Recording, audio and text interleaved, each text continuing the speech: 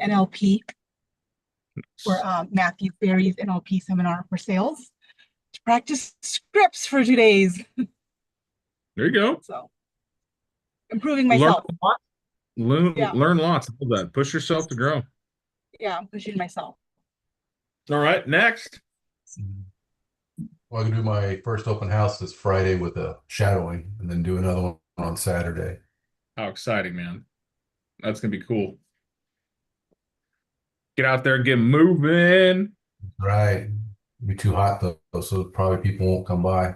Don't think that. Don't get negative already. Man, already out there like nobody's gonna come to my open house. Get out of here. Get out of here. Okay. Next. Come on now. Share it up. I'm writing 2 offers for one of my investors today. Yeah, you are. And you also get to meet with me in the office, which I think is a pretty cool thing. Yes. I'd love to meet with me. I think I'm awesome. But then again, I have an unhealthy sense of entitlement, so.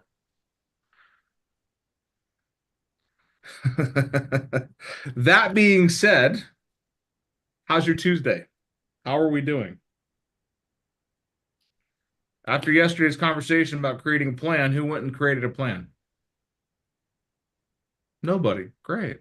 I added my workouts ahead of time versus the day of because I wanted to make sure that I get that in.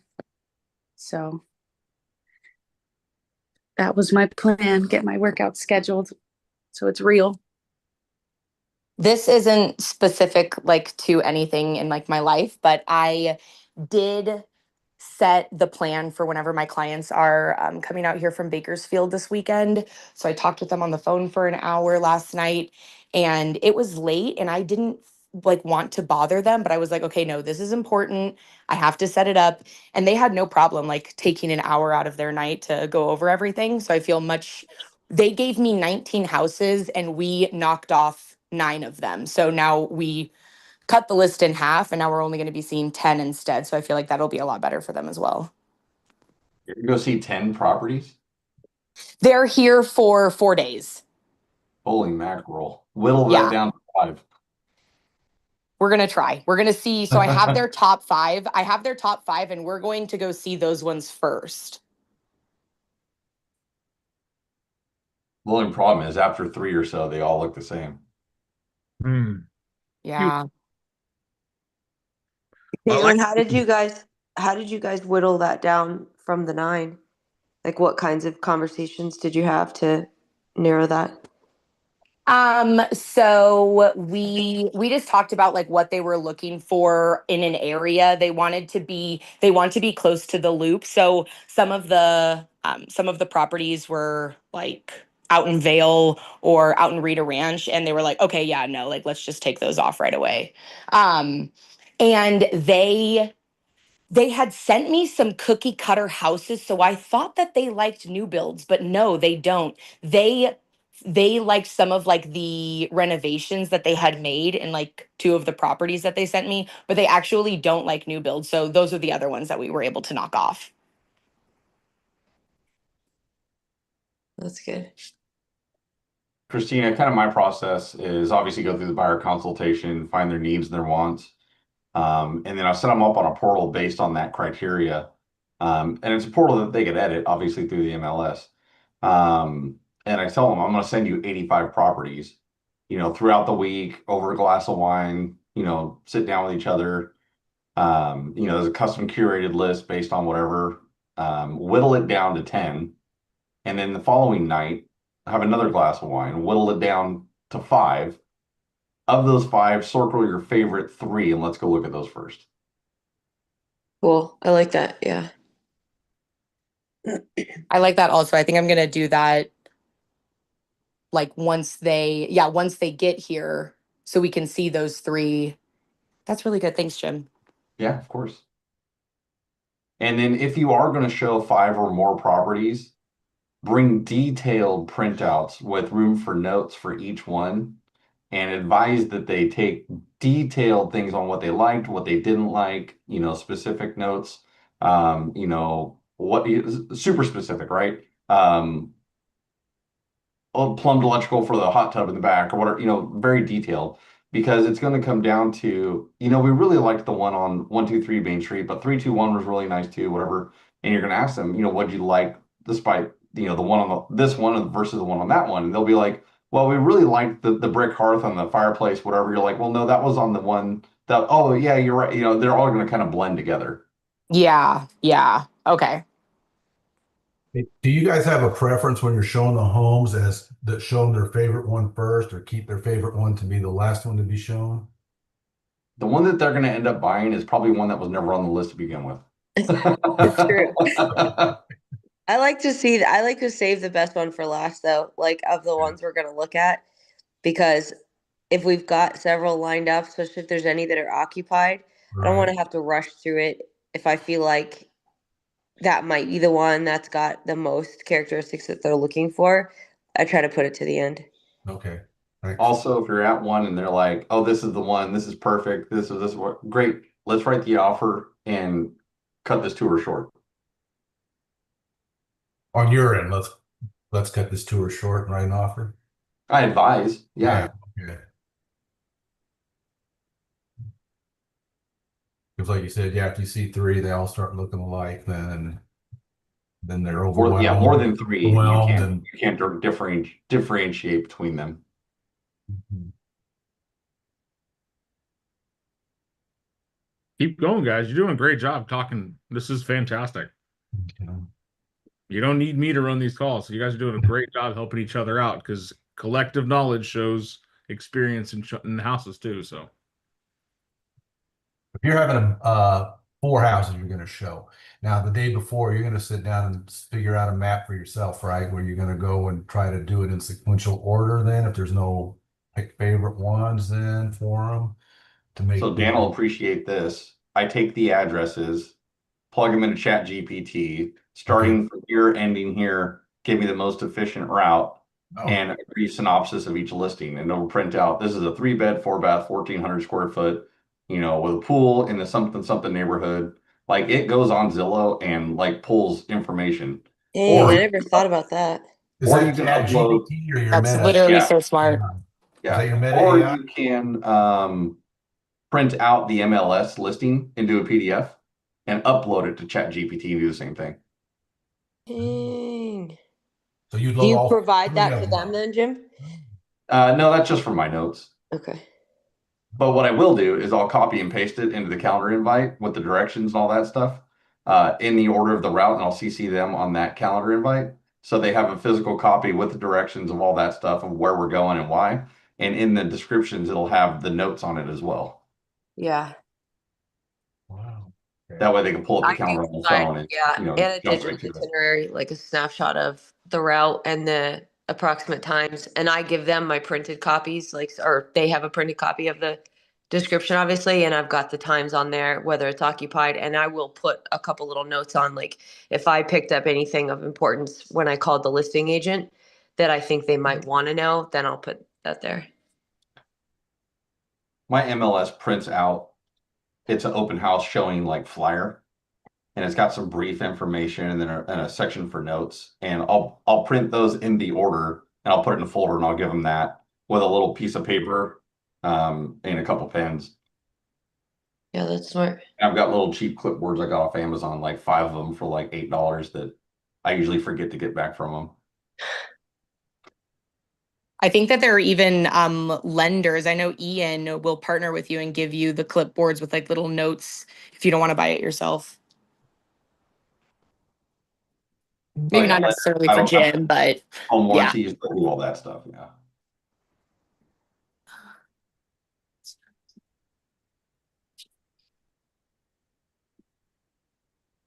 Dan took the day off. Do you guys, here's a scenario, one under contract yesterday, or wait, what was yesterday? No, I'm sorry, technically Sunday. My TC sent out the email to everybody, all parties, title company, like to open escrow, blah, blah, blah. Like, here's what we need from each person. Never heard a response back from the buyer's agent. I hadn't seen anything regarding earnest money, so I reached out to the buyer's agent yesterday, sent him a text and said, "Hey, congrats! Like, excited to be going through this with you. Have you got any updates on earnest money? Because his clients are out of state." I get nothing back from him. Title emails everybody today, "Hey, we've heard nothing from the buyer's side, buyer's agent. What's the deal with that, with earnest money?"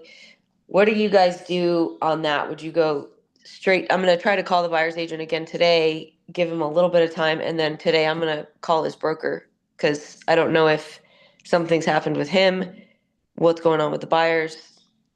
Like, how do you guys handle that when it comes up? Yeah, I think going straight to the broker. I only had this happen one other time, and we ended up. I just talked with the broker, and then they called me after that. Okay, so it was just the buyer's agent being kind of lazy and dragging their feet. Yeah, mine was because her clients weren't responding to her, and she just didn't really know what to say. But we ended up canceling anyway. So. Okay. And that's usually what happens. But you never know. Maybe somebody had like a death in the family or something, and the broker doesn't know about it. So Yeah. sometimes, you'll find that out and you'll be like, and then you'll kind of feel bad for being a dick, right? But, we have a contractual obligation to meet these deadlines with whatever. I'd obviously start with a notice to perform. I don't know. Well, California, we use notice to perform. I'm sure you guys have something similar. Sure. Cure notice. Okay. Yeah, we have notice to perform and demand to close. Kind of the same thing. I would start there. At least that gives you the option to cancel and get back on the market if you have to without them dragging their feet.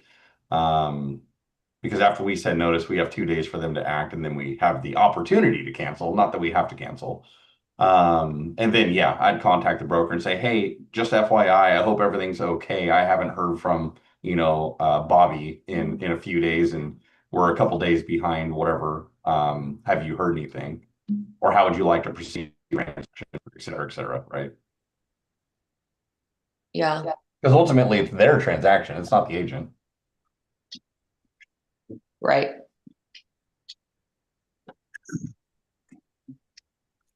My Bluetooth speaker died. Got another fun question. All right. Anybody familiar with this? I've been getting more land listings coming up. And then also one of my listings right now is a lot with a house on it, and then a lot right next to it that has not yet been built on. And I've gotten this question. I'd never really heard the term building envelope until like maybe 2 weeks ago. And now it's like all I hear, or like buildable area. So people want to know, what's the buildable area of this lot? Like, yes, the lot is this size. This is where it starts and ends.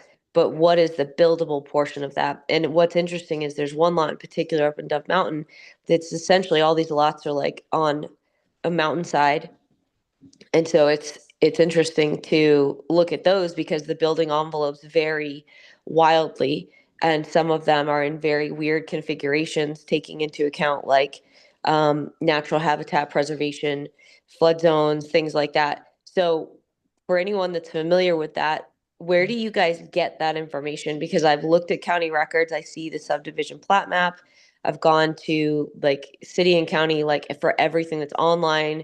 I reached out to title and asked them to pull what they could, which was essentially everything I'd already gotten. So I was told I need to go down to the city zoning office and get them to confirm. I see dimensions with setbacks and clearance from a flood zone. So I've highlighted and shared with the buyer's agent what I believe to be the buildable envelope. But I'm going to confirm that with zoning. Is that kind of in line? Anyone else have experience with this? Permitting office. Permitting. Okay. Zoning and permitting. That doesn't get you anywhere. You'd probably have to get it surveyed. Not even that. Survey just tells you your outlines. It doesn't even tell you your buildable area. Oh, yeah. That is 100% planning. Well, and if it's in a subdivision, I mean, it would be different, right, Dan? It's like if I've got that 30 acres in Sarita where it's like it's not a platted like curbed utilities to it like subdivision out there, but this one in particular is. there's houses all around it. So you would think that when they planned out that community, they would have already determined that information. Only if they had gone through the engineering report to find out which one of the models that they offered could be built on this property. If it's a semi-custom home, Yeah. they'd probably already have that done. If it's a full custom home, no.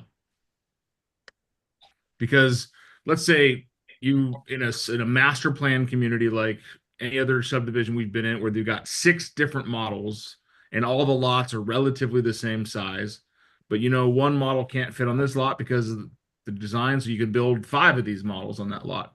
That's a semi-custom environment where they know and they've done the research and they've done the activities and they've plotted each parcel out to be able to fit a majority of the styles that they're going to build. And they've got permits to build these 6 houses, period. In a custom community, it may be subdivided, just like you're seeing out there, where you've got the infrastructure, the roadways, maybe it's a gated community, but there's very unique and not always very similar land slices. And that becomes an engineering problem where you bring out an architect, they do engineering scope to find out you can build this type of house. Well, that's why you get a lot of those houses in the mountains that aren't built like normal rectangles. They're built like a boomerang that wraps the mountain Yeah. because they couldn't they couldn't cut into the land that much. So that becomes definitely a permitting and planning. Yeah, because I mean, some aspect of that is obviously going to be on the builder, right? Where it's like you figure out what kind of house and like structurally how you need to do it. They just want to know from us where's the like permissible area of space that we're allowed to build whatever the appropriate structure would be onto, which I think, like I said, is taking into account any like the easements, setbacks. Like I said, there's a wash, and I did have a map that shows the setbacks from the flood zone. Like it's like a mark where it's like 50-year flood area, and so they've created like a buffer around that,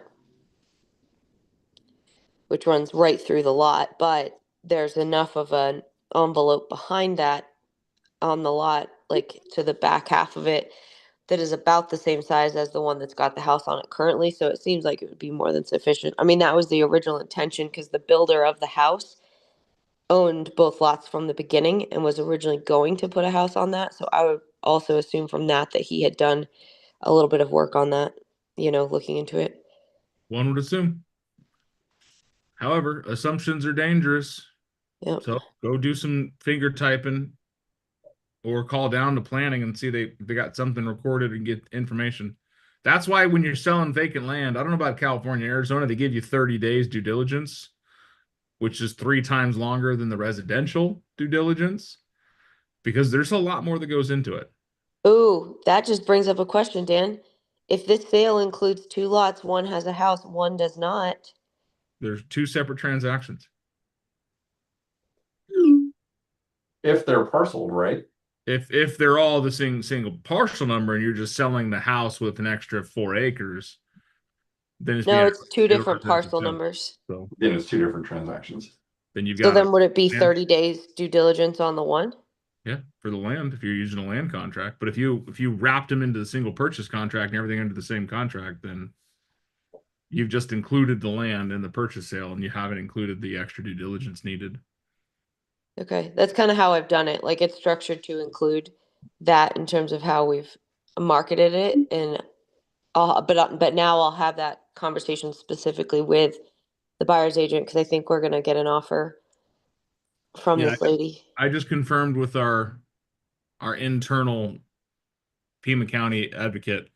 Yep, you got to go to DSD and planning. So Okay, thanks. And does Kristen, you brought up a good question. Does that also you can get information on like the utilities and any of like because the one that I submitted an offer for a land deal yesterday, and like the water utilities like are on the road, and so same thing, like figuring out any permitting would also go with planning for that.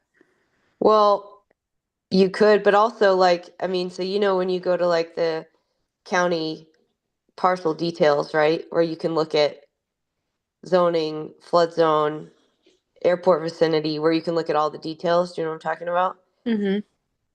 if you click on that and you look at the utilities, any that are applicable should be listed there. But also like on the land for mine in Sarita, we contacted the electric company to ask them and give them like the lot and see if they could give us an approximate, some insight on what it might cost, how far, because they can tell us where the nearest connection is located. Okay. This is probably the most boring live YouTube we've done because there's only 3 videos up and there's 17 of you on. Well, I'm sick, so I'm Yeah. definitely not going to show you guys my video. You're thick. No, Can I ask a question? Yeah, when it comes to land, we'll get to you in a second. When it Okay, comes thank to land, if your utilities are marked out in the online assessor's resources, great. At a minimum, call up the companies that service that area and say, hey, what's the nearest connection to this parcel? That's what you need to know. I have a piece of land on Yolanda. It's for sale for $9,900, $9,900 for 2 acres in southern Arizona. You know why it's so cheap? Because the closest connection, even though there's electricity in the area, is 1.5 miles away. And for the low fee of $1.5 million, you can have electricity brought to this property. Oh my gosh. Well, you want to call and say, where's the closest connection to it? Hopefully it's right there on the corner of the lot. And you got easy. It's at the lot line. That is a primo benefito. I think it's like 0.3 miles on the one that But then ask, what would it cost to bring electricity to the property, or water, or gas? They'll tell you. And if there's enough service demand in the newer area, they may just do it. Okay. They're like, oh yeah, we got 7 parcels out there being built. It's being brought in January of next year, whatever. So, Caitlin, what was your question? Sorry to cut you off.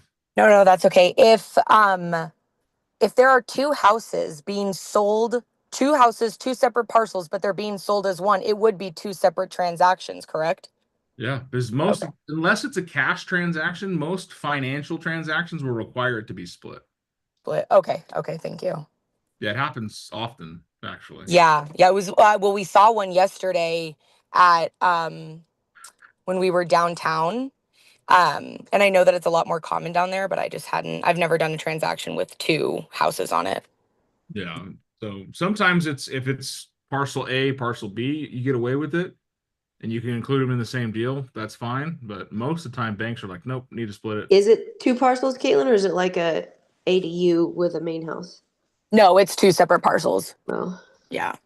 Yeah, there's a property down by the U of A that's being sold that has 2 separate parcels. One's a main house, one was an ADU, but they split it, became 2 separate legal operations.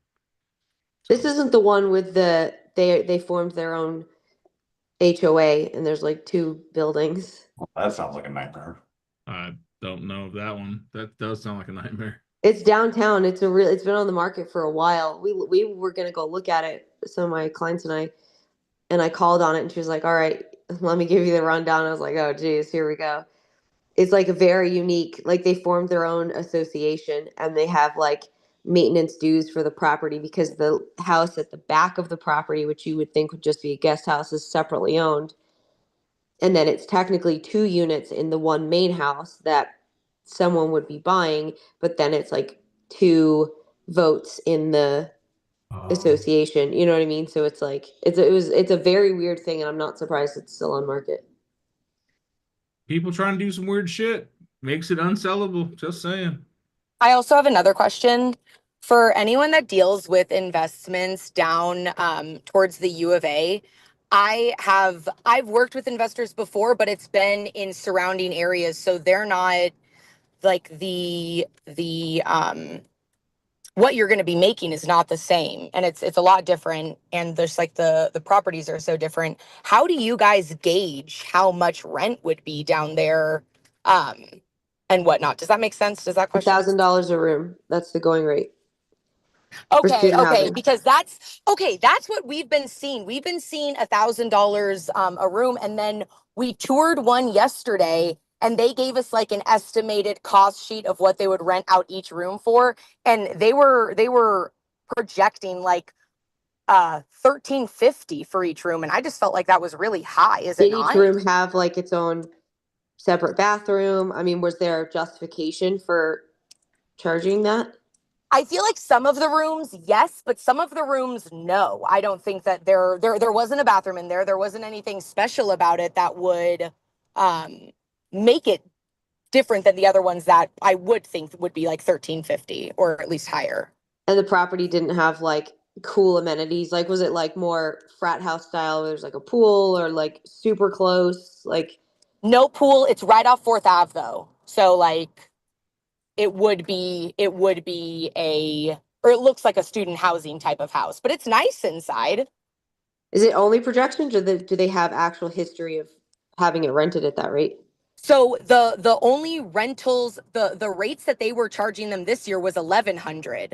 So that's why I didn't understand like the such a large jump, but they switched listing agents, so that listing agent isn't on it anymore. Does that make sense? Yeah. Yeah. I mean, So I just didn't know. For me, if I look at that, I mean, I'd look at who's providing those projections, obviously, and then look at historically what they've been able to get. And I'd probably err on the side of caution and go, okay, if it only continued to get what it has already received, does that still cash flow in the way that you need it to? Okay. Because you can't bank on future potential. You know what I mean? Yeah. Yeah, no, absolutely. Absolutely. So that's where you would, or just $1,000 a room is like the standard going rate down there. Yeah. Okay. Thank you. I could rent my house out for $8,000. I mean, this room has some brooms in it, but it's a room. Listen, this is in Tucson, not New York City, sir. I mean, this room looks like it's got a washer and dryer in it, but it's a room. The convenience of in-room laundry service. There you go. You No, had you it, and don't I was need like, to- dang, you have an 8-bedroom home? Yeah. You don't need an ambient noisemaker either, No, it's right here. Just press this giant green button. and a heater in Arizona. Perfect. I love it how Arizona follows the building standards set in New York, where rooms have to have heat, not AC.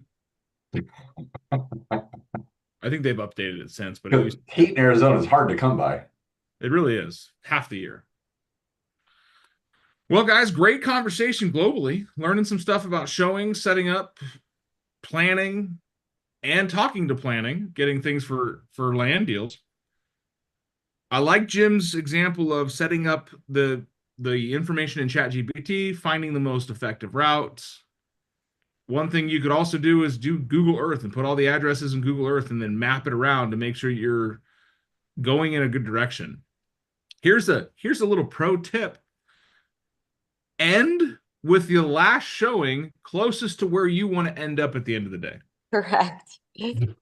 Don't do yourself a favor and go, oh, the first showing's by my house. Let's start there. No. Make that the last one. Or if you can, make the house that you think they're going to like the most the last one. Otherwise, every other house is going to be, oh, this isn't as nice as the first one. And you know what they're going to make you do? Look at more. See it again. That's my favorite. Can we go see the first one more Did time? you see that first one again? You son of a. I had a buyer that went and looked at a house 6 times.